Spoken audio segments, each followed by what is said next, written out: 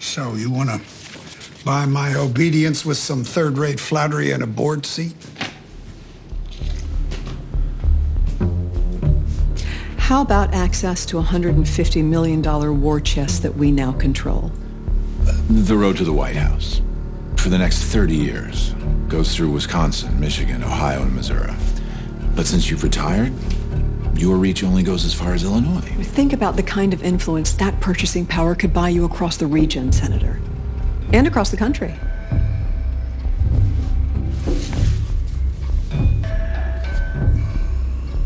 Is that a yes? So, slightly less vehement. Fuck you. Carlos Marcello was the kind of man who didn't just control a city or a state. He owned it.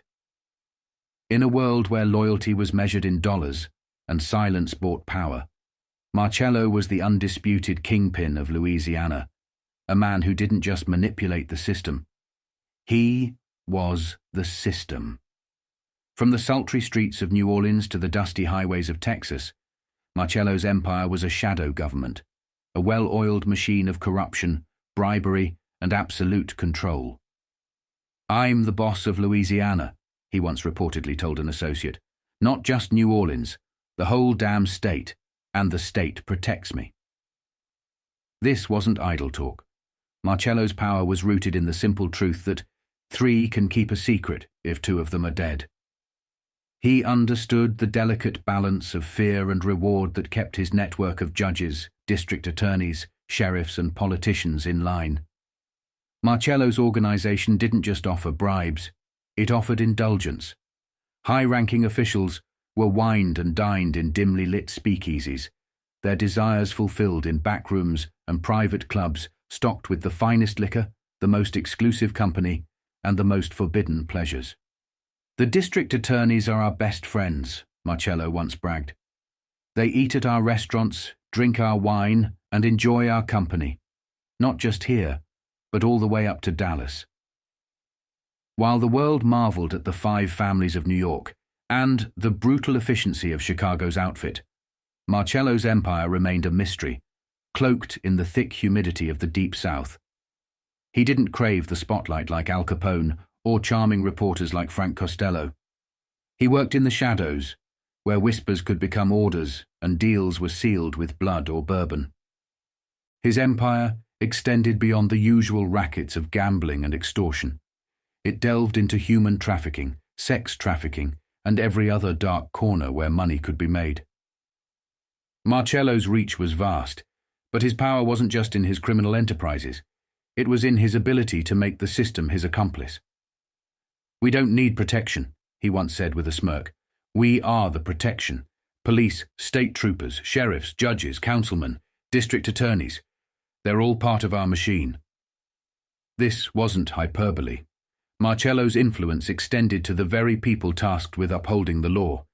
He controlled the courts, swayed elections, and ensured that every key figure in Louisiana's justice system danced to his tune. And those who didn't? They found themselves out of a job, or worse. By the 50s, Marcello's name was whispered in the same circles as political giants and intelligence operatives. It wasn't just fear that kept Marcello untouchable. It was his connections.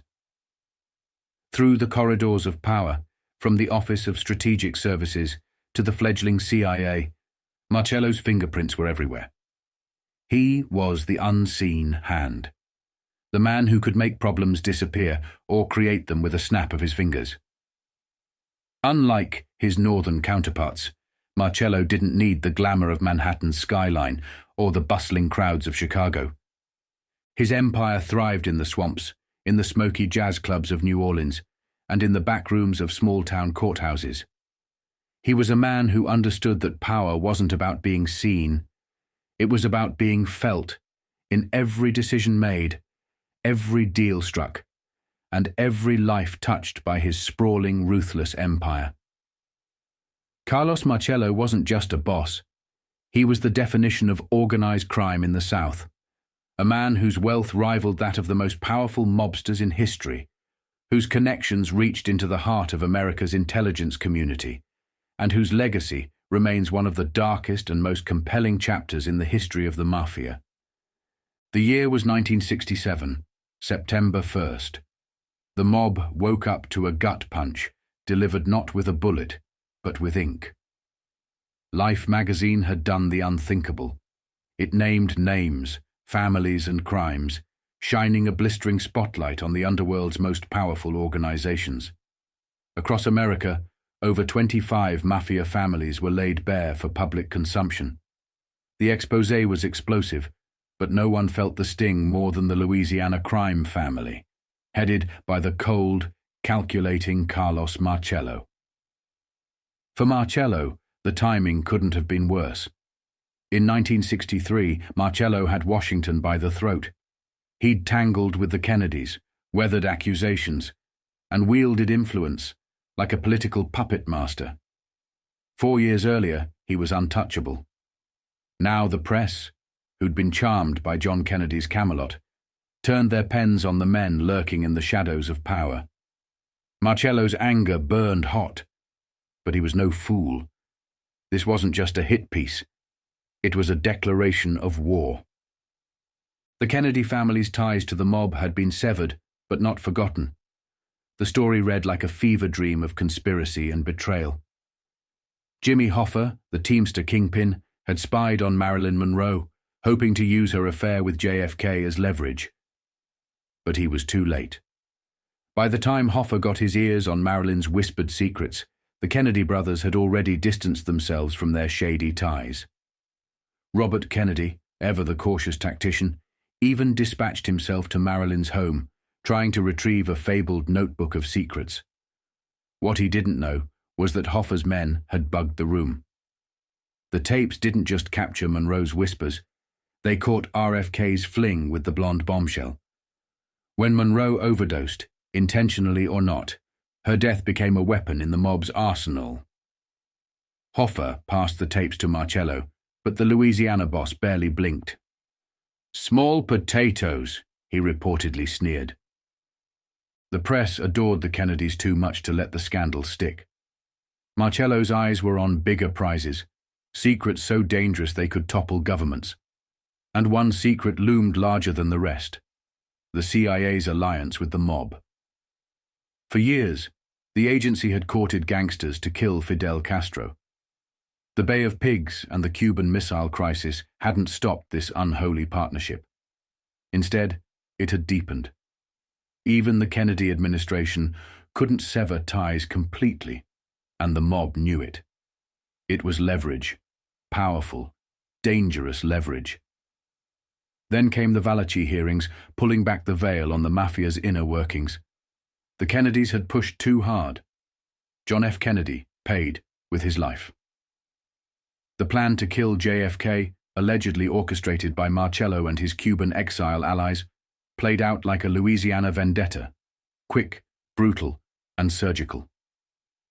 But when Lee Harvey Oswald, the supposed patsy, was arrested instead of killed on the spot, the plan unraveled. Jack Ruby's public execution of Oswald was the mob's last-ditch effort to clean up the mess, but the damage was done. Carlos Marcello had survived storms that would have sunk lesser men. The undisputed boss of Louisiana, his power stretched far beyond the humid bayous of the South, spilling into the streets of Dallas, the corridors of Washington, and the shadowy backrooms of organized crime. But even kings have their moments of reckoning, and for Marcello, it would come from a friend in high places, President Lyndon B. Johnson. Their connection wasn't born of loyalty or affection, but of necessity. Johnson, a man who ruled Texas with an iron fist, found himself drowning in a sea of secrets, conspiracies, and political survival after taking the reins of the presidency. Dallas, the city where the world seemed to shift on its axis, was under Johnson's dominion. But its underbelly was firmly in the grasp of Marcello's network. From Houston to Galveston, El Paso to Dallas, Marcello's reach extended into the heart of Texas, with Jack Ruby's dubious connections and the Campisi family acting as key cogs in the Southern Mafia's machine. Ruby's ties to Marcello were undeniable. his phone calls, his associations, even his family's laundry businesses, which doubled as literal money laundering fronts for the mob, painted a damning picture. The fingerprints of Marcello's empire were everywhere. But as Johnson wrestled with the chaos in the wake of John F. Kennedy's assassination, his greatest threat wasn't from the Mafia, it was from the truth. The Central Intelligence Agency, embroiled in its own web of intrigue, was feeding Johnson information about Lee Harvey Oswald's connections to Cuban exile movements, the CIA, and a supposed link to Fidel Castro. The agency whispered about Oswald's trip to Mexico, where plans allegedly hatched to connect him to Castro's Cuba. The Cuban exiles, desperate to justify their cause, fanned the flames of these connections, muddying the waters further. Meanwhile, Johnson faced an even colder adversary, Robert F. Kennedy, who neither liked nor trusted him and kept him deliberately in the dark. The last thing Johnson wanted was a full investigation into the events in Dallas. A thorough probe would risk unearthing connections that could dismantle the fragile narrative he desperately needed to maintain. Johnson made it clear to Hoover, the CIA, and even Robert F. Kennedy. The story would be simple: a lone gunman, and nothing more. The machine swung into motion, but not everyone in Washington bought the story. Hoover's agents quietly continued to peel back the layers, investigating Oswald's alleged ties to the CIA, the Mafia, and even the Cuban exile movement. By 1967, the narrative was still unraveling. The Zapruder film, a haunting witness to the assassination, became a weapon aimed at the powerful. The journalists, unswayed by the paralysis of Washington, set their sights on Carlos Marcello. If the FBI, the Justice Department, and even the Immigration and Naturalization Service couldn't bring him down, then the press would do what the government could not: expose the dark underbelly of his empire. For Marcello, the spotlight was the last place he wanted to be. He thrived in the shadows, where corruption could fester unchecked, where power was wielded through whispers, and deals struck over a drink. But the glare of the press was relentless, and the secrets that had protected him for decades were beginning to crack under the weight of public scrutiny. Marcello, the man who once declared, "I'm the motherfucking boss of Louisiana," now found himself the target of a force he couldn't bribe, threaten, or silence. The dark machinery he had built, the empire of corruption that stretched from New Orleans to the White House, was beginning to creak and groan under the strain. Marcello had always understood power, its uses, its dangers, and the price it demanded. But as the walls began to close in, he would come to learn that even the most untouchable men could be dragged into the light. And for Carlos Marcello, the shadows that had been his greatest ally were now his most dangerous enemy. Carlos Marcello wasn't just a boss, he was a master strategist who understood the levers of power better than anyone. He knew how to control people, to find the cracks in their armor and exploit them with precision. He knew how to build something out of nothing, an empire that thrived on corruption, manipulation, and an unrelenting flow of cash. Marcello's philosophy was simple. Power wasn't just earned, it was purchased. And when it came to buying influence, the possibilities were limitless. "How about access to a $250 million political war chest that I control?" Marcello would say with a smirk, his words dripping with the confidence of a man who had already won the game before it began. "The road to the White House for the next 30 years goes through states me and my men control. Think about it, Senator. Think about the kind of power that kind of purchasing influence could buy you, not just in Louisiana, but across the entire country." Marcello understood better than anyone that money wasn't just a tool, it was a weapon. It could open doors, silence critics, and pave highways straight to the halls of power. Whether it was funding campaigns, greasing palms, or controlling entire voting blocks, Marcello's empire wasn't built on violence alone. It was built on the quiet coercion of wealth. For him, money wasn't just the root of power, it was the whole tree. By 1967, Hoover's FBI was hemorrhaging talent. Disillusioned agents left to join magazines like Life, taking their insider knowledge with them. The magazine's September issue pulled no punches. The front page screamed, "Brazen Empire of Organized Crime. The alarming growth of a multi-billion-dollar cartel founded on corruption, terror, and murder." The article named names: Joe Bonanno, Carlo Gambino, Sam Giancana, Santo Trafficante, Marcello himself. It detailed the mafia's stranglehold on America's unions, casinos, and politics. It described the structure of La Cosa Nostra, a government within a government, complete with laws, punishments, and blood oaths. But it was the personal touches that hit hardest.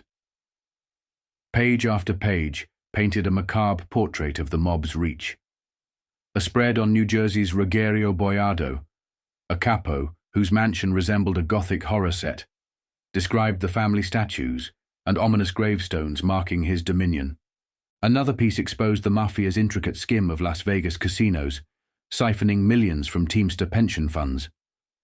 Hoffa's imprisonment hadn't stopped the flow of money, and Life laid it all bare with a cartoon map showing exactly where every dollar went, from Vegas to Miami, from Miami to Switzerland.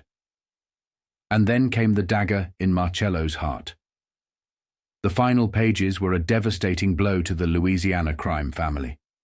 They recounted the failed bribe to silence Ed Partin, the man whose testimony put Hoffa behind bars.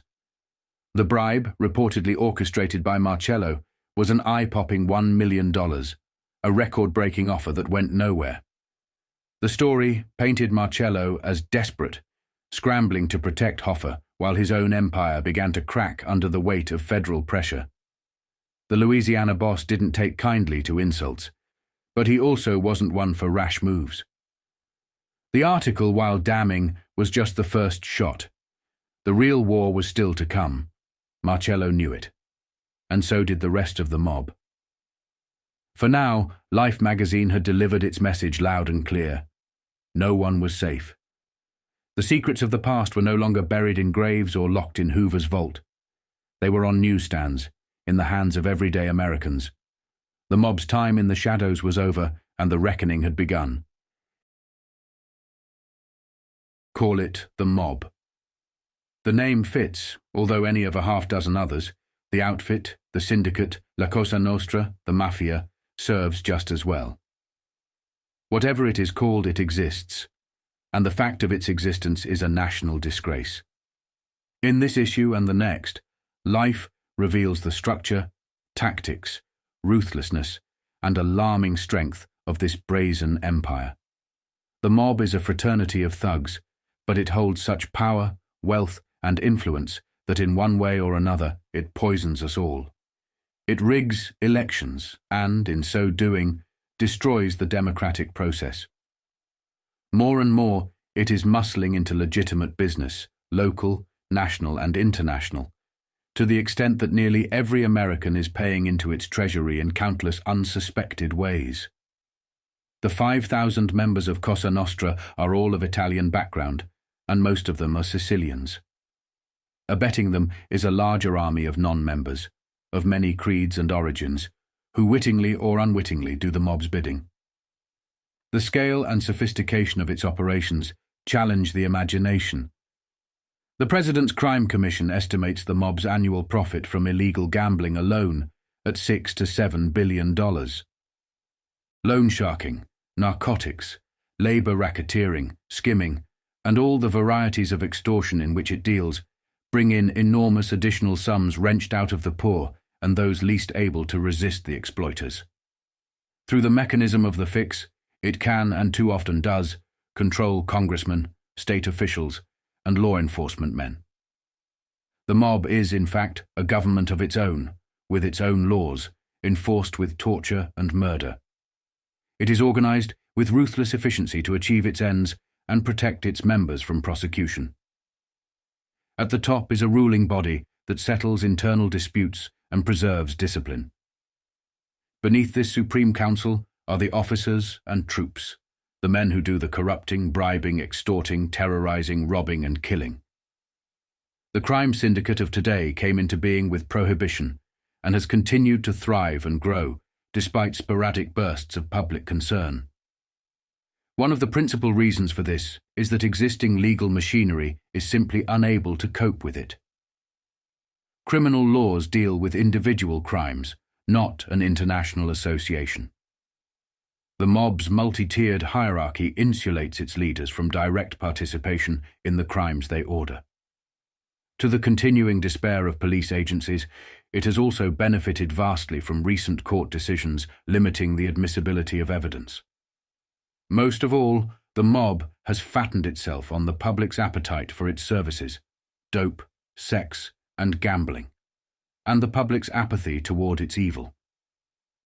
From the gateposts, topped by menacing bronze swans with wings angrily outspread, the driveway leads up about 2 blocks to the great stone mansion near Livingston, New Jersey. The drive is overhung by trees and flanked with flowers in gargoyle-shaped pots. The style might be called Transylvania traditional, with overtones of the owner's native Sicily. At a jog in the road is a cluster of painted family statues dominated by one of the squires himself, Ruggiero Boiardo, astride a horse. It is a chilling place, even in the warmth and sun of an August morning. A lot of Mr. Boiardo's fellow gangsters are mortally afraid of going up that driveway alone. Some who did never returned. As mobsters go, Ruggiero Boiardo, or Richie the Boot, as he is called, is not a very big shot. Nonetheless, he is a significant figure in organized United States crime, and his estate, quite literally, is one of its monuments. Boiardo is a capo, or captain, in the 600-member Cosa Nostra family of Vito Genovese. Now a stoop-shouldered man of 76, he putters in his flower beds and mutters imprecations against the world in general. They call Boiardo a thief, a killer, he complained to one recent caller. They call him Cosa Nostra, trouble. 2 other New Jersey gangsters, Angelo, the Gyp, DeCarlo, and Anthony Russo, once babbled like schoolboys about the foul deeds that had been committed beyond those colourful gates.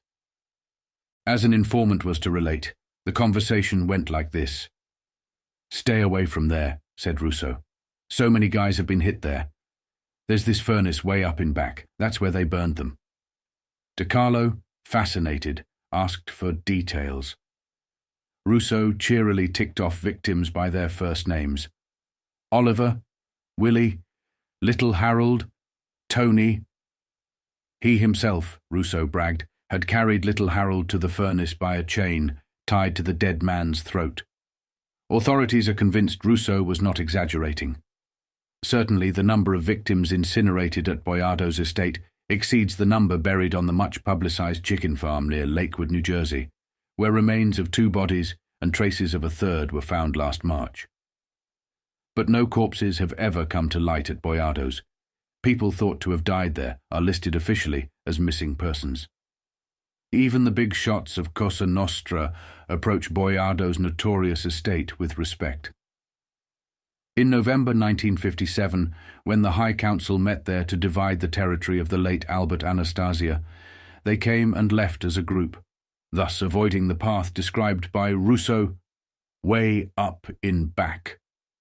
Richie Boiardo, and the 2 fellow mobsters who discussed the crematorium as casually as 2 men might compare golf scores, are alive and free men at this writing. They conduct various legal and illegal enterprises in New Jersey and are notably prosperous. Deep in the racket since Prohibition days, with a reputation for unabashed savagery, Boiardo gets paid $4,000 a month out of the mob's Las Vegas skimming profits. He also runs a legitimate wrecking business. Much of the non-family statuary on his estate was salvaged from buildings he wrecked. His house is built of stones from the old Newark post office. He is presently awaiting trial on a gambling charge and simultaneously dueling with Internal Revenue. Russo, 48, is the gambling and rackets boss of Monmouth County, New Jersey, and also has interests in Florida. Gyp DeCarlo, 65, an obese character who detests his nickname, is, like Boiardo, a capo in the Genovese family. He grows fat off gambling and loan shark rackets in Union County, New Jersey, and operates crap games that float from borough to borough in New York City. Like countless others in the rackets, Boiardo, Russo, and De Carlo are virtually laws unto themselves, answerable only to the invisible government to which they owe their sole allegiance, Cosa Nostra. If Cosa Nostra has a failing at all from the standpoint of efficiency, it is the fact that it is composed at all levels of total scoundrels. Loyalty, as most men understand it, simply does not exist. Though elaborate oaths are required for membership in most cities, the members hang together, mainly for the enormous profit this makes possible, and also out of fear of the consequences if they do otherwise. Consider, for example, the case of Joseph Joe Bananas Bonanno, the New York mobster, whose greed almost broke up the syndicate. The mob's ruling council was organized in 1931 by Lucky Luciano and Al Capone, and Bonanno, then a mean, ambitious 26-year-old, was given charter membership as the representative of a Brooklyn gang. It was not until 1963 that the name Cosa Nostra became part of the American idiom.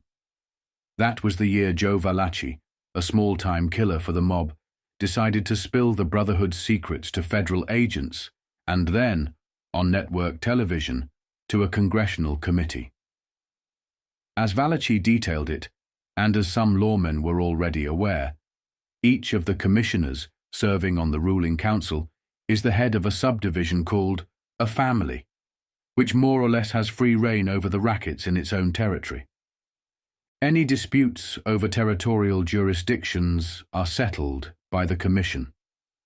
At present, there are 8 commissioners on the ruling council: Vito Genovese of New York and New Jersey, now in the federal penitentiary at Leavenworth; Carlo Gambino of New York; Stefano Magaddino of Buffalo; Joe Colombo of New York; Joe Zerilli of Detroit; Momo Salvatore, Sam Giancana of Chicago; Angelo Bruno of Philadelphia; and the aforementioned Joe Bonanno. There was a 9th member, Thomas Three-Finger Brown Lucchese, who died of natural causes in July. The vacancy is still up for grabs. Collectively, they are not a physically imposing lot, nor even frightening. 5 of them are over 60. Magaddino, at 75, is widely spoken of, though never to his face, as a senile and autocratic windbag. Giancana is 59. Bruno, a tubby hypochondriac to whom the greeting, "How are you?" is an invitation to deliver an organ recital, is 57. Even Colombo, at 43, does not stack up as much of a headbreaker. Yet the thing to remember is that they got where they are and have managed to stay there, by killing people. The troublemaker in the executive club was Joe Bonanno, a fact that stemmed from his aggressive and inventive nature. A lot of his innovations worked out very well. For instance, the split-level coffin. As the Boiardo incinerator disclosure points out, the disposal of the bodies of victims has always been a problem taxing the mobster's ingenuity. Bonanno solved it in Brooklyn by acquiring a funeral home. To get rid of unwanted corpses, he had them stuffed into the lower compartment of a specially built casket of his own design. The corpse of record lay in the upper compartment, with family and cemetery keepers none the wiser. When such a tandem burial was held, Bonanno supplied muscular pallbearers who could carry the extra weight without strain. Bonanno's victims in the lower berths were put underground before police even became aware they were missing. By 1963, at the age of 58, Bonanno had lost none of his ambition and had developed a vast disdain for his fellow commissioners, some of whom had been mere car thieves when he was already on the council. He habitually staked out for himself areas deemed open by the Commission, such as the United States Southwest and Canada.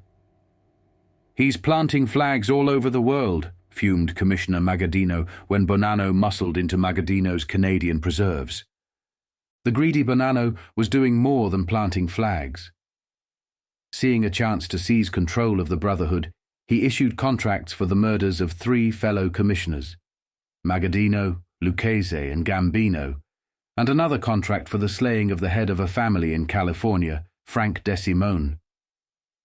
Bonanno assigned the New York murders to one Joe Magliocco, a fat hoodlum with high blood pressure. Magliocco, in turn, farmed the New York murder contracts out to an ambitious young torpedo named Joe Colombo.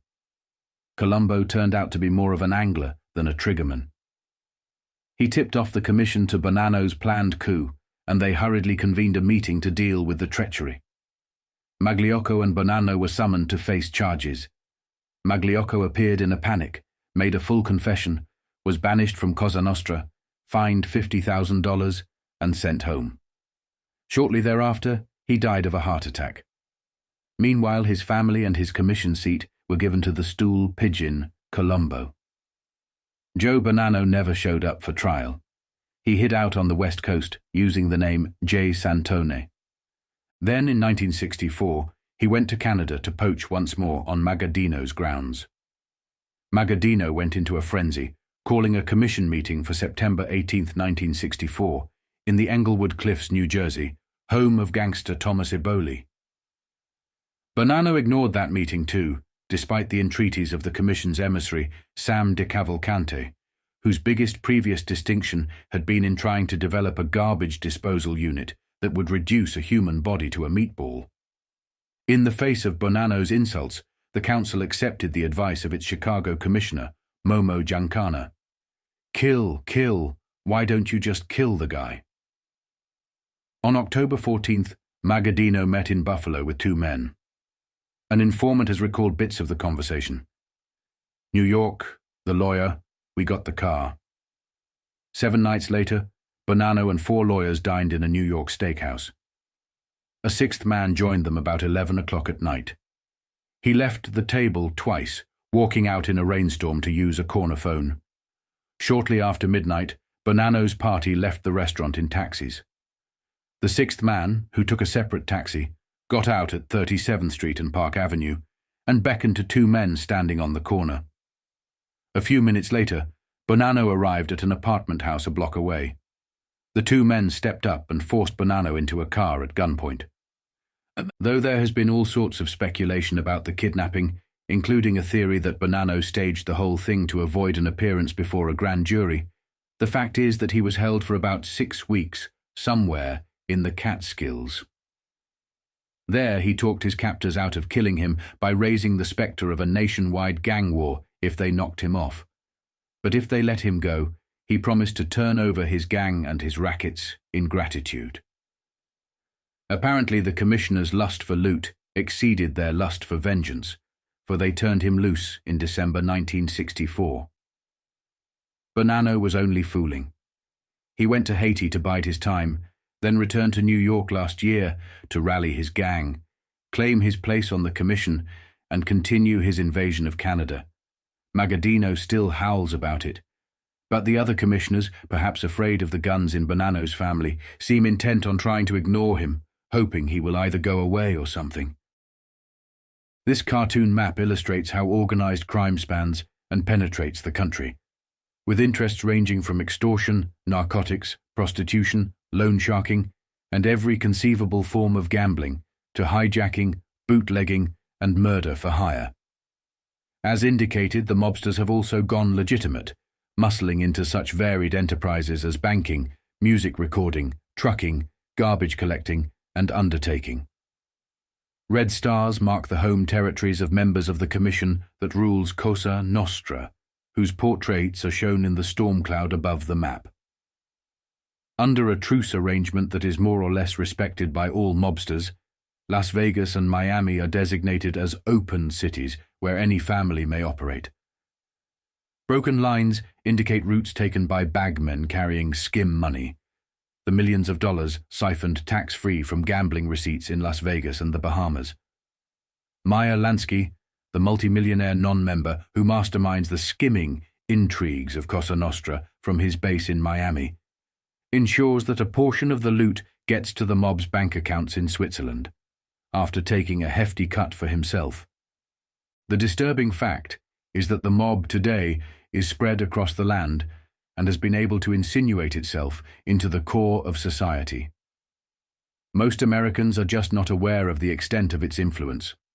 Cosa Nostra is a cartel of 24 semi-independent families that vary widely in size, from 20 to 1,000 members, and importance in the rackets. Each family unit is headed by a boss, and several of these bosses, the current number is 8, sit on Cosa Nostra's ruling commission. The other family heads, shown flanking the map, are not necessarily less powerful than individual commissioners. Raymond Patriarca in New England and Carlos Marcello in Louisiana, for example, are more powerful than some who sit on the ruling body. However, they generally follow the commission's edicts. Second in command in each family is the underboss. Beneath him are squads known as regimes, each headed by a capo, captain, and staffed by younger or less accomplished thugs known as soldati, soldiers. When a member grows old or infirm, he may become a consigliere, a sort of mobster emeritus who serves only as an advisor to the boss. The boss passes orders down the chain of command, a system designed to screen the top man from the police. The boss has tremendous authority in his own territory, presiding over all gangland enterprises. He's a partner in everything and also serves as an umpire in intra-gang disputes, as New England boss Patriarca is shown doing in the Boston gang war depicted on the map. The membership rolls of Cosa Nostra supposedly have been closed since 1957, an attempt by the Commission to prevent a recruiting race that might upset the delicate balance of power within the fraternity. Nevertheless, some families continue to add new members when an old one dies. Despite the decrepitude of the present commissioners, there is no shortage of ambitious younger talent waiting to take over. In the old days, a recruit had to take part in at least one murder before he was accepted. During the manpower shortages of World War II, however, standards slipped. Later, as murder became a less popular tactic, many gangsters were admitted who had never committed a fatal score. This irritates some old-timers. As one greying hood complained, "Today you got 1,000 guys in here that never broke an egg." At the heart of every successful gangster's operation is the fix, the working arrangement with key police, elected officials, business leaders, and union executives. It guarantees racketeers room to operate and a degree of acceptance in respectable circles. For sheer audacity and scope, few fixes in the mob's history could rival a plot now unfolding in New Orleans, where Cosa Nostra is ruled by Carlos Marcello. The ultimate goal of this particular fix was the freedom of James Hoffa, the imprisoned boss of the Teamsters Union. Life has uncovered conclusive evidence that Hoffa's allies, some within the union, some within the mob, and some straddling both, pooled $2 million into a spring Hoffa fund late last year. This money was placed at the disposal of Cosa Nostra mobsters to be paid to anyone who could sabotage the government's jury tampering case that had led to Hoffa's conviction. Eventually, the money found its way to Marcello, who was tasked with making it happen. The key government witness in Hoffa's 1964 trial in Chattanooga had been Edward Grady Partin, the leader of a Teamster local in Baton Rouge, Louisiana. From the mob's perspective, Partin was the logical target for a fix. If he could be coerced into recanting his testimony or tainting it by claiming illegal wiretaps had been used against Hoffa, the conviction would be overturned. By January, the mob might have assumed that Partin was already softened up. A series of dynamite explosions had destroyed construction sites, trucks, and oil drilling rigs of companies whose employees were members of Partin's union. Partin understood the message but ignored it. The mob then shifted tactics. Aubrey Young, a 45-year-old aide and confidant of Louisiana Governor John McKeithen, arranged a meeting with Partin. Although the governor was unaware, Young had questionable connections beyond the executive suite. One such connection was Carlos Marcello. Young acted at the behest of another influential Louisiana figure, Dalton Smith, a public relations specialist and operator with a family well placed in state affairs. Smith's brother, A. Smith, served on the State Board of Education, and his sister, Mrs. Frances Pecora, was an official with the State Insurance Commission. Mrs. Pecora's husband, Nofio Pecora, had formerly operated Marcello's Town and Country Motel in New Orleans, which served as Marcello's rackets headquarters. The meeting with Partin took place at Young's home in Baton Rouge. Smith was already there when Partin arrived. D'Alton told me he wanted to see if he could straighten out Partin's testimony to help Hoffa, Young later told Life. When I saw what they were talking about in the parlor, I took a walk because I didn't want any part of it. After the meeting, Smith admitted to Young that he couldn't sway Partin. According to Smith, Partin had insisted his testimony was true. Partin confirmed this account to Life and added details about the offers made to him. The initial offer was $25,000 annually for 10 years. When he refused, the stakes were raised until the total offer reached $1 million. Still, Partin declined. Frustrated, Smith abandoned the effort, and Partin promptly called the Justice Department. Shortly thereafter, Young, heavily intoxicated, sought refuge at Marcello's Town and Country Motel for 3 days. When questioned, Young offered this explanation. "I go to the town and country because there's always lots of politicians there. I didn't see Carlos or talk to him. I know I didn't because there was a state policeman with me all the time." In response to Partin's call, the Justice Department launched an investigation into the attempted bribery. Young returned to the state capital in Baton Rouge. When Governor McKeithen demanded an explanation for his absence, Young confessed the story of the attempted bribery. Enraged, McKeithen threatened to fire him. Young resigned. As for the $2 million, Marcello, unsurprisingly, is not talking. Hoffa remains in federal prison. This case exemplifies the intricate forces behind a specific type of fix. However, a fix doesn't always involve money. It can be achieved through fear, via a crack over the head, a twisted arm, an implied threat of exposing family skeletons, a hoarse voice on the phone, or a timely murder. It can also take the form of campaign contributions or outright bribes. The fix is not just about money exchanging hands. It's a multifaceted strategy.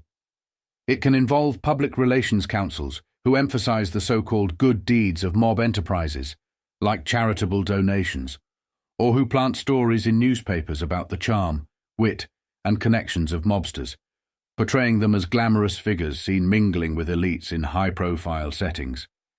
It can even rely on something as simple as easy loans to a reporter whose lifestyle exceeds his income. A big city mayor might loathe gangsters, but if exposing corruption in his city threatens his political machine, he might suppress the story, justifying it by claiming the opposition would make things worse. Such rationalizations are a significant dividend of the fix. Ask any gangster. The media and public often unwittingly play their roles in this dynamic. They frequently adopt a romanticized view of gangsters, treating them like the inhabitants of a zoo's great ape house. Fascinating and vaguely thrilling, yet ultimately tolerable. For instance, when Frank Sinatra is seen publicly with Sam Giancana, a killer and crook, the reaction isn't condemnation, but admiration for Sinatra's swinger status. Giancana himself is a prime example of this phenomenon. Despite his absence from Chicago, where he ruled the 300-member Cosa Nostra family known as the Outfit, his fix remains firmly in place. In 1957, Giancana rose to power after deciding that Tony Accardo, the incumbent boss, was too slow and too wealthy to lead. Giancana's decision was punctuated by a bullet fired over Accardo's head as he entered his $500,000 suburban estate in River Forest. Accardo got the message. Sam Giancana is a frail, gnome-like man whose perpetual cigar smoking has twisted his upper lip into a sneer. During World War II, when asked by the draft board about his occupation, he replied, "I steal." The response earned him the label of psychopath, a judgment Giancana disputes to this day.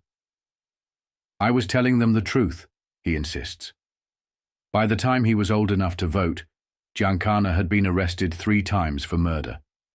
He has a penchant for luxury, once buying a remounted 30-carat stolen diamond for a girlfriend, and has been widely publicized as the recurrent escort of singer Phyllis McGuire. A golf enthusiast, he went so far as to secure a court order requiring FBI agents tailing him to stay 2 foursomes back. Eventually, the agents prevailed, hauling him before a grand jury. Granted immunity for anything he might say, Giancana refused to answer questions and spent a year in jail for contempt. Fearing further legal trouble, he left the country and has since run operations from abroad. Today, Giancana operates remotely from a posh castle near Cuernavaca, Mexico, under the alias Riccardo Scalzetti. The real Scalzetti, better known in Chicago as Richard Kane, was Giancana's former chauffeur, courier, and a well-known ex-Chicago policeman turned private investigator. In Chicago, where racketeering has long been refined to an art, the mob's influence over politics remains extensive and blatant. From an office directly across from City Hall, Giancana's men ensure the smooth operation of the fix. They take pride in their control of both the Democratic and Republican political machines in Chicago's First Ward. The First Ward encompasses the Loop, the city's commercial and political hub, home to City Hall, the Cook County Courthouse, police headquarters, federal buildings, major hotels, rail terminals, and iconic institutions like the Chicago Stock Exchange and the Board of Trade. It also contains slums, pawn shops, and honky-tonks, a stark contrast to its glittering high-rises. While the Democratic organization dominates the First Ward, the Republican apparatus exists mainly for appearances. Giancana's men occasionally orchestrate just enough Republican votes to prevent embarrassing Democratic pluralities, preserving the illusion of competition. The Republicans, despite their symbolic role, prove useful in other ways.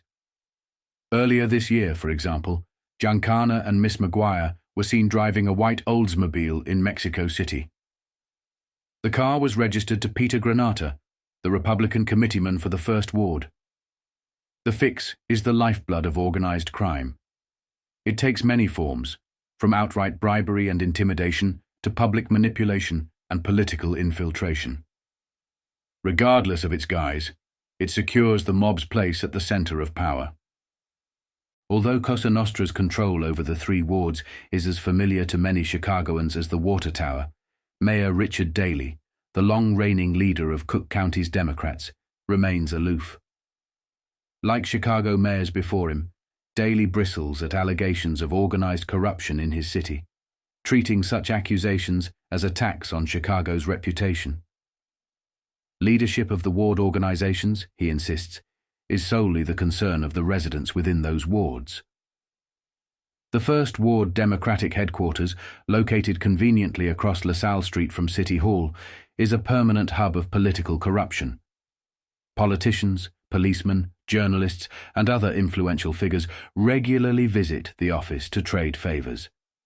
In Chicago, unlike many cities, certain journalists are deeply embedded in the First Ward's fix. If it suits the gangsters' interests, the First Ward Democratic organization can, and sometimes does, leverage its influence to kill a story, or soften it to the point where it becomes an apology. Pat Marcy, a former robber turned secretary of the First Ward Democratic organization, serves as the main dispersing officer and Sam Giancana's key liaison with the ward's political operators. Details of the First Ward's bribery schemes were exposed in a 1963 U.S. Department of Justice report on police corruption in Chicago. The report, naming specific individuals, outlined payoffs that ensured police turned a blind eye to vice dens operated by Giancana's outfit. Despite these revelations, Police Superintendent Orlando W. Wilson, known for his reputation as incorruptible, dismissed the report as mere gossip. He refused to act against accused officers, including his own administrative assistant, Sergeant Paul Quinn. Wilson retired on August 1st, leaving Quinn in his role under Wilson's successor, James Conlisk. Junior Giancana wields his power over the First Ward like a Tartar warlord. He can remove officials with a simple gesture, as he did in 1962 when he demanded the resignation of Alderman John Darko. Darko's downfall came after a public misstep. While dining with Giancana, an FBI agent known to both men approached. Darko, acting as a politician, stood to shake the agent's hand. Giancana, who disapproved of the gesture, promptly ousted Darko. To replace Darko, Giancana nominated State Senator Anthony de Tolve, a relative of his late wife. However, just 4 days before the aldermanic election, Giancana capriciously decided de Tolve would not suffice. The resulting confusion left the First Ward without an alderman for a year, a vacancy few constituents even noticed. For 7 years, U.S. Representative Roland Libonati was a compliant congressman from the First Ward. Known as Libby, he served on the powerful House Judiciary Committee and became a Capitol Hill fixture.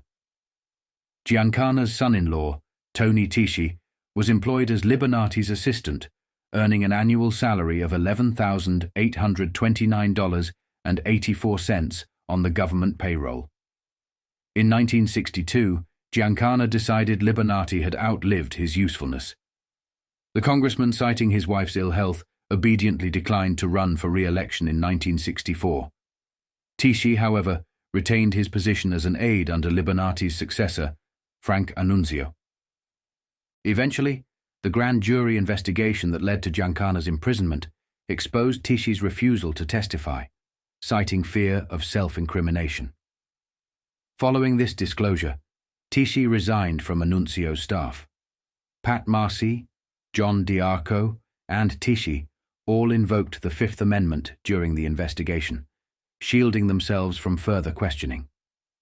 Through figures like Marcy, Tisci, and others, the First Ward remains a shining example of the mob's deep entanglement in Chicago's political machinery, perpetuating a legacy of corruption and control. As expected, the matter rested quietly. U.S. Attorney Edward Hanrahan, a Democratic appointee, did not extend immunity to Tony Tisci, Pat Marcy, and John Darko, despite their refusal to testify, just like Sam Giancana.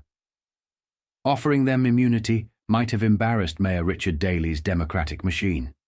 It would have forced the three to either expose the inner workings of Giancana's organization or follow Giancana's path straight to jail. For years, the Chicago mob's political courier was the infamous Murray Humphreys, also known as Mr. Pope. Humphreys frequently delivered messages and packages to Congressman Roland Libonati and other Illinois politicians. When Humphreys died in 1965, some of his duties passed to Gus Alex, who managed the rackets for Giancana in the First Ward. Giancana, enchanted by his celebrity connections and political influence, sometimes overreached. During a period of heavy FBI surveillance, Giancana sent his aide, Charles English, with a message for the agents waiting outside a saloon. The message?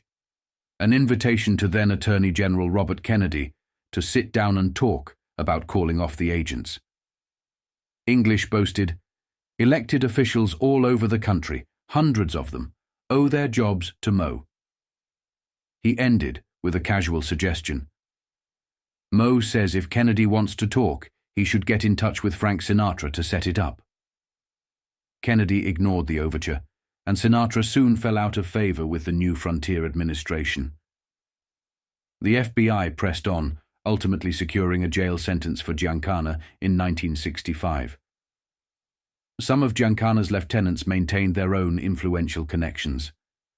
Gus Alex enjoyed a particularly close relationship with Chicago City Treasurer Marshall Korshak and his brother Sidney Korshak, a well-connected attorney.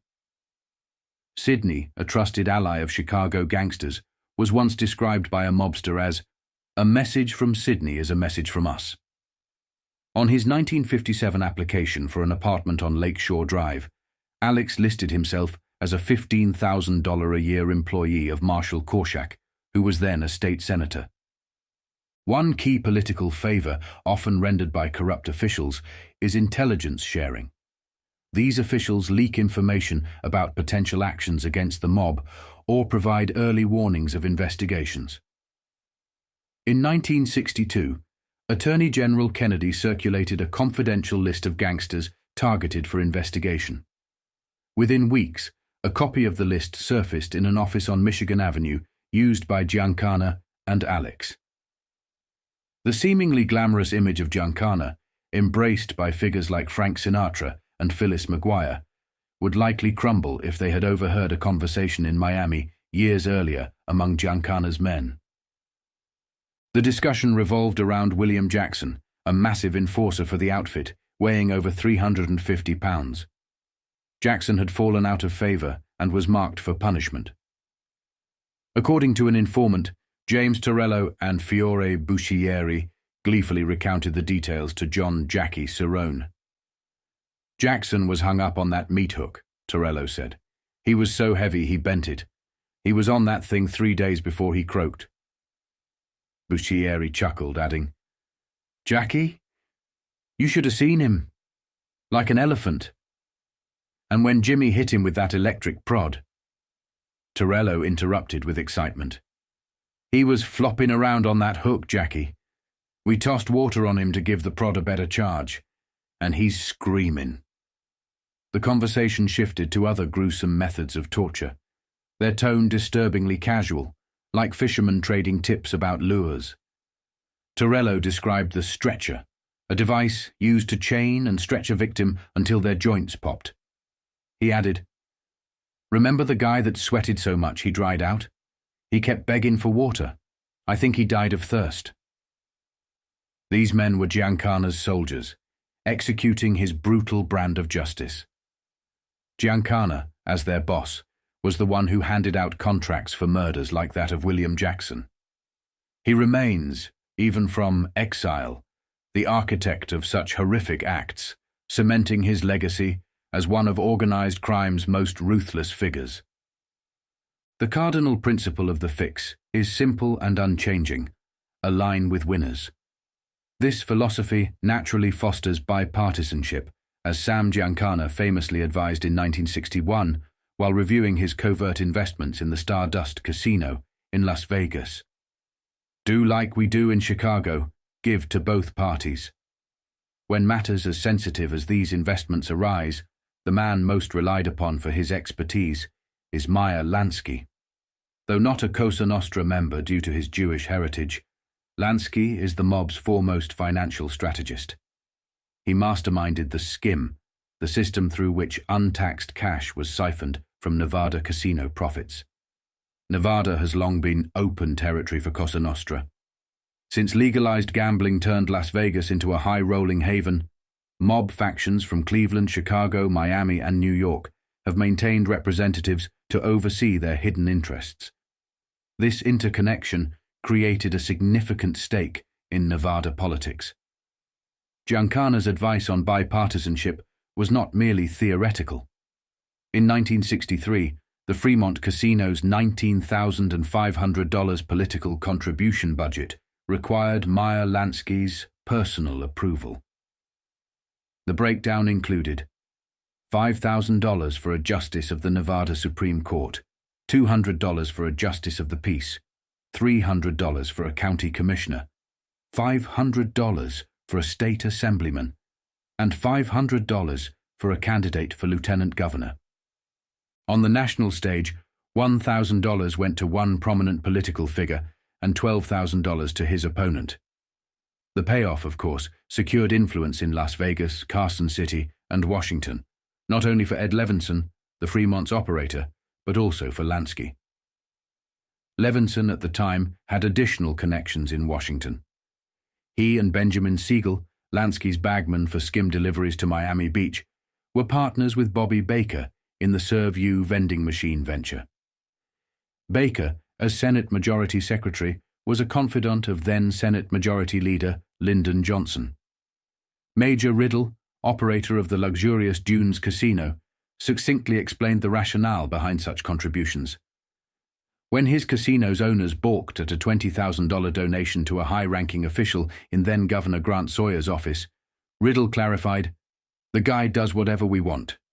Any one of the things he does for us brings in $20,000. He further pointed out that this was a bargain compared to the $200,000 the Desert Inn paid for another influential politician. One case Riddle discussed involved Irving Devine, a local racketeer seeking a gambling license. Devine was prepared to donate $50,000 to the Nevada governor's re-election campaign in exchange for the license. "That's the only way our guy would do it," Riddle explained. "In a campaign, he needs funds. Any other time, it's something else." However, federal disclosures about Devine's ties to skimming racketeers killed any possibility of the license. The fix is not confined to Nevada or the political backrooms of Chicago.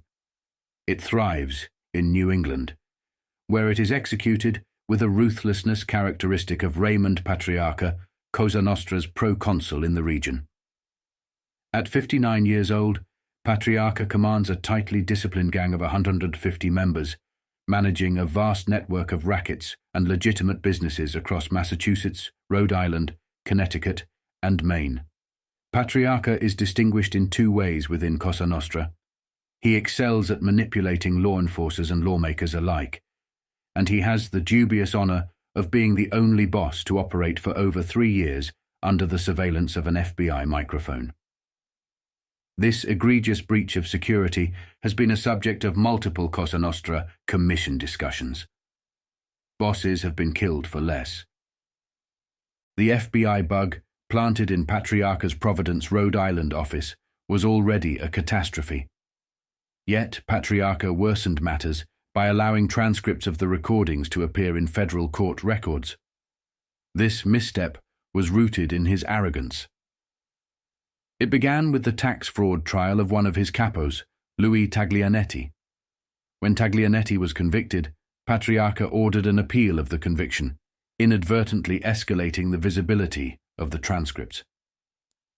For a man of Patriarca's stature, these blunders not only jeopardized his operations, but also undermined the secrecy that Cosa Nostra relies on to survive. This ultimately forced the introduction of the bugged tape transcripts into the record. The way Cosa Nostra sees it, it would have been far better if Taglianetti had served his 7 months in the first place. Among the disclosures in the Federal Bureau of Investigation records, Raymond Patriarca is the referee of the celebrated gang war that has plagued Boston for more than 3 years. He presides over the grim scene with such authority that nobody is killed without his permission. At least a dozen of the 40-odd victims were slain on his direct orders. The bug picked up conversations among Patriarca and his capo regimes concerning the slayings. The assassins themselves were named. At one point, when his own declaration of an armistice was not being observed, Patriarca angrily proclaimed that he was about to declare martial law. All types of crime in his jurisdiction, not just the organized kind, are cleared by Patriarca. These include bank robberies, hijackings, arson, jewel thefts, and kidnappings. Such information, needless to say, was priceless intelligence for law enforcement officials. It also granted a temporary lease on life for gangsters William Marfeo and John Bealey, who had fallen out of favor with Cosa Nostra. The bug revealed Patriarca's various plots to kill the pair over a period of months, and on each occasion, Federal Bureau of Investigation agents managed to tip them off as well as alert the police. A ban on bugging in 1965 forced the disconnection of the microphone in Patriarca's office. Within a year, Marfeo was slain in Providence. Biela was murdered in Miami last March. As a mob boss, Raymond Patriarca sits as something of a judge himself, sometimes presiding over the affairs of politicians. On one such instance, in 1963, a top official of the Rhode Island state government, much indebted to Patriarca, had been defeated for re-election. One of his backers, a businessman from Warwick, Rhode Island, had contributed $17,000 to the unsuccessful campaign and wanted his money back, claiming it had been a loan. The politician, however, claimed it was an outright gift. Patriarca held court on the matter behind the vending machines in his coinomatic office in Providence. Unsurprisingly, he ruled for the defendant. The $17,000 was deemed a gift. Judge Patriarca advised the businessman to forget it, and he did. Patriarca is far more cautious with his own political contributions. His political payoffs are held in a bank account known as Raymond's Escrow Fund. This fund is released to deserving political servants only after they have delivered for Raymond Patriarca.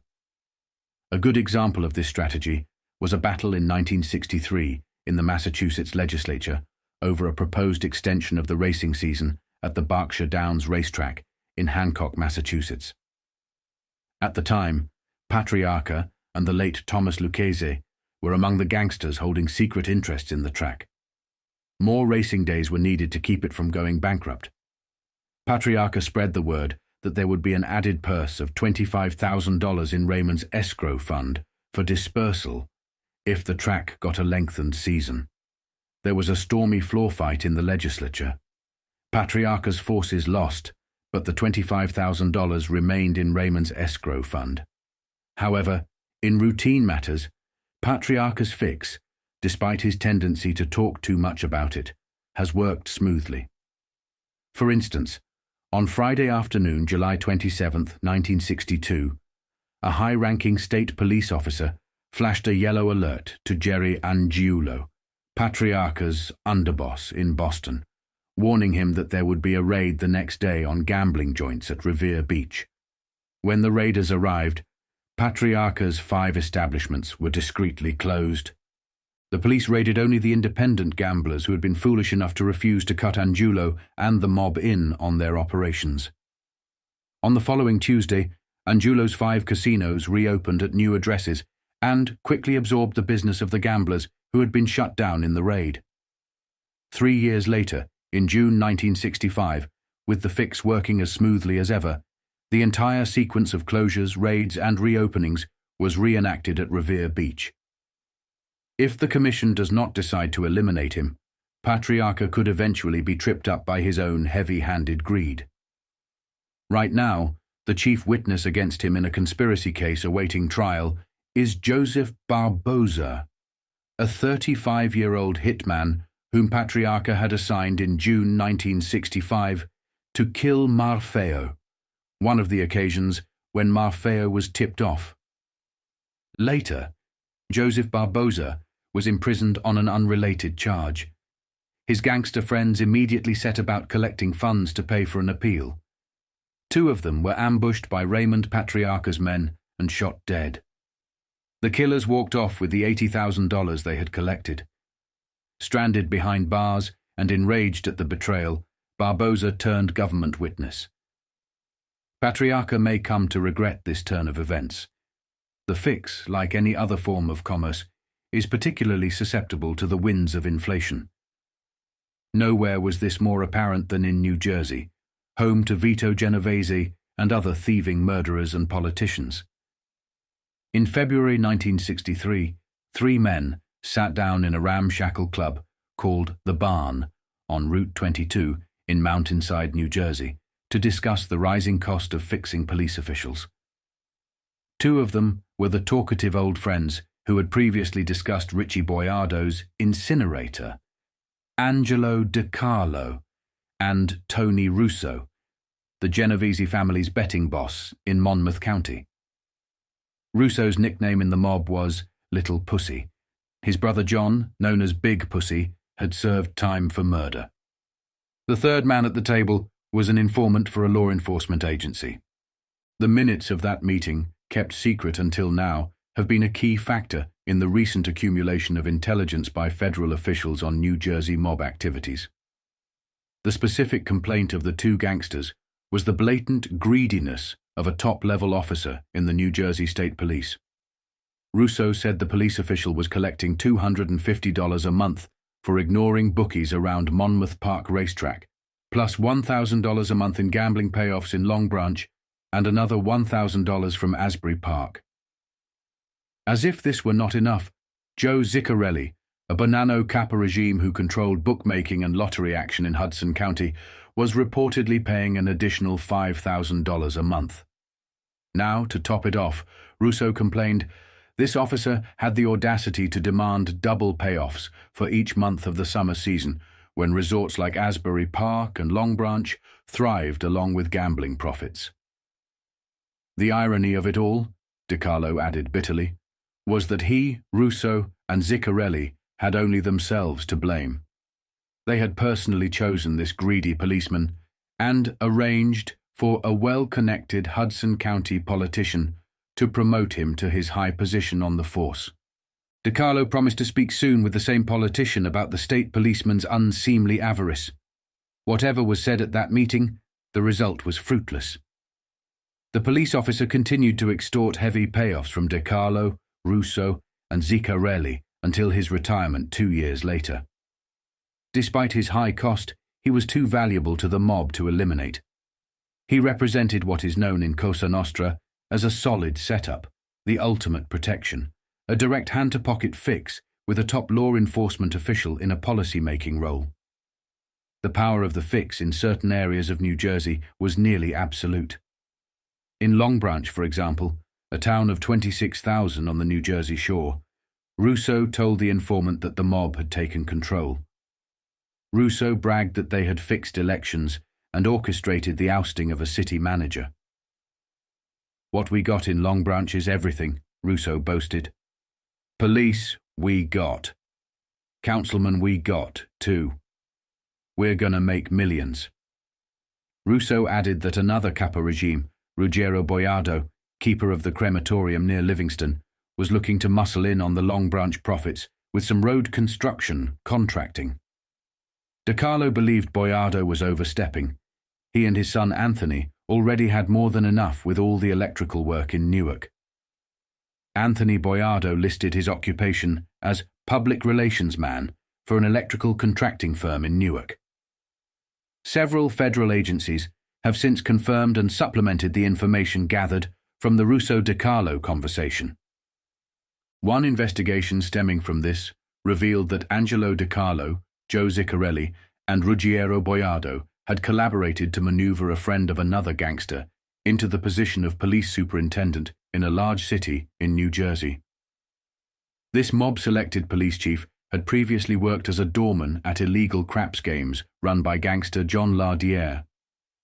In truth, Joseph Bayon Joe Ziccarelli's seemingly modest role as the head of a bookmaking and lottery syndicate in Hudson County does not fully capture his influence or reach. While it is true that his extensive network of connections with dozens of Hudson County officials comes at a high cost, enough to make some gangsters view him as a connection-crazy spender, Ziccarelli's international operations elevate him far beyond the label of a mere local racketeer. Ziccarelli has built an international sideline so vast that he is practically a one-man State Department for the mob. He holds assets in Venezuela and the Dominican Republic, where his reputation precedes him as the go-to figure for acquiring arms and munitions. His services are sought whenever a government needs to be overthrown or a rebellion suppressed. Over the years, he shipped arms to Dominican leaders with profitable impartiality, doing business both with the dictator Rafael Trujillo and with the men who ultimately toppled him. Next week's issue will explore more about Ziccarelli's business interests. Even Ziccarelli's domestic connections extend well beyond Hudson County, reaching into the chambers of the United States Congress. He maintains a close relationship with the highly respected Democratic representative from Hudson County, Congressman Cornelius Gallagher. Gallagher, a prominent member of the House Foreign Affairs Committee, was seriously considered as a potential running mate for Lyndon Johnson before the 1964 Democratic National Convention. The relationship between Bayon Joe and his congressman appears to be more than casual, judging by their frequent meetings.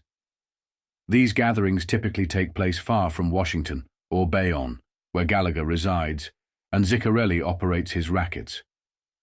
Instead, their preferred setting is often a picturesque roadside inn along the Sawmill River Parkway, north of New York City, where the two enjoy relaxed and amiable Sunday brunches. Next week's issue will explore more about Ziccarelli's business interests. Even Ziccarelli's domestic connections extend well beyond Hudson County, reaching into the chambers of the United States Congress. He maintains a close relationship with the highly respected Democratic representative from Hudson County, Congressman Cornelius E. Gallagher. Gallagher, a prominent member of the House Foreign Affairs Committee, was seriously considered as a potential running mate for Lyndon Johnson before the 1964 Democratic National Convention. The relationship between Bayonne Joe and his congressman appears to be more than casual, judging by their frequent meetings. These gatherings typically take place far from Washington, or Bayonne, where Gallagher resides, and Ziccarelli operates his rackets. Instead, their preferred setting is often a picturesque roadside inn along the Sawmill River Parkway, north of New York City, where the two enjoy relaxed and amiable Sunday brunches